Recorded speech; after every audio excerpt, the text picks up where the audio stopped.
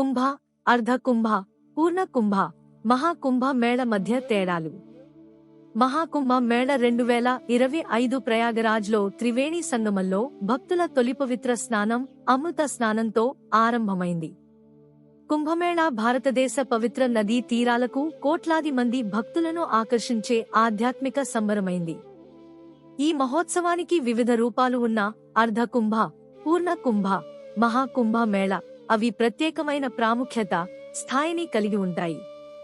ప్రస్తుతం జరుగుతున్న మహాకుంభ మేళ 2025లో దేశ విదేశాల నుంచి భక్తులు, సాధువులు పెద్ద ఎత్తున పాల్గొంటున్నారు.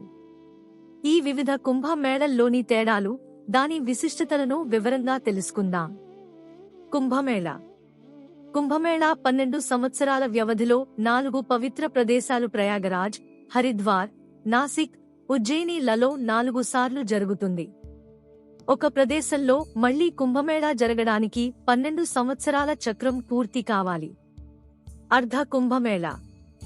అర్ధ కుంభమేళా ప్రతి 6 సంవత్సరాలకు ఒకసారి ప్రయాగరాజ్, హరిద్వార్ లాంటి పవిత్ర ప్రదేశాలలో జరుగుతుంది. అర్ధ అంటే సగం అని అర్థం.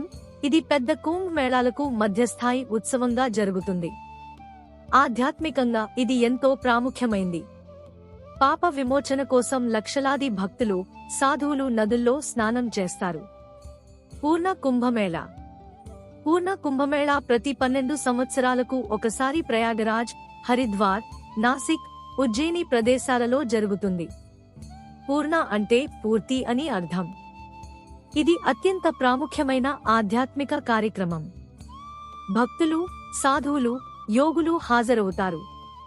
గ్రహస్థితులు, ముఖ్యంగా గురు, సూర్యుని సంక్రమణ ఆధారంగా పూర్ణకుంభ్ సమయం నిర్ణయించబడుతుంది. మహాకుంభ్. మహాకుంభమేళా అత్యంత అరుదైనది. ఇది ప్రతి 144 సంవత్సరాలకు ఒకసారి 12 కుంభ చక్రాల తర్వాత ప్రయాగరాజ్ ప్రదేశంలో మాత్రమే జరుగుతుంది. మహా అంటే గొప్ప, విశిష్టమైనది. ఇది అత్యంత శుభకరమైన గ్రహస్థితుల ఆధారంగా జరుగుతుంది. ఈ ఉత్సవానికి ప్రపంచం నలుమూలల నుంచి కోట్ల మంది భక్తులు, సాధువులు, ఆధ్యాత్మిక సాధకులు హాజరవుతారు. కుంభమేళా పురాణ కథ. అమృత కలశం సముద్ర మథనం నుండి పుట్టింది. దేవతలు, దానవులు అమృతం కోసం యుద్ధం చేస్తూ 12 దివ్యదినాలు, భూలోక సంవత్సరాల ప్రకారం 12 సంవత్సరాలు పాటు సముద్రాన్ని మథించారు.